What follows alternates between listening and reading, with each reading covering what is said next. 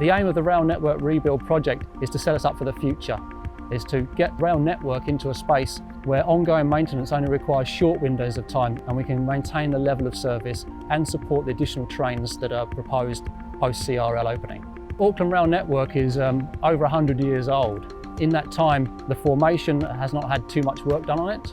Combined in nature, all of the works the Rail Network Rebuild project will be delivering equate to approximately 20% of the Auckland network being upgraded to a modern standard. The Rail Network Rebuild project is fundamental to improving the number of trains that are running on the network and providing a better performance for those trains. The Rail Network Rebuild project is delivering the foundation of the track. That's the ballast and the formation that the track sits on. This is beneath the rail systems.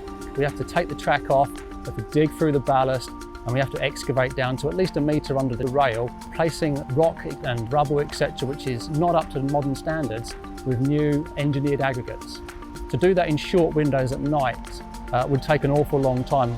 If we've done a fantastic job, you won't see a difference really, because it's buried underground. The Rail Network Rebuild project has been 24/7 across all disciplines, whether that be OLE, signalling, track or civil. Over the next few years, teams will be working around the clock to renew and upgrade formation, drainage, ballast and track systems.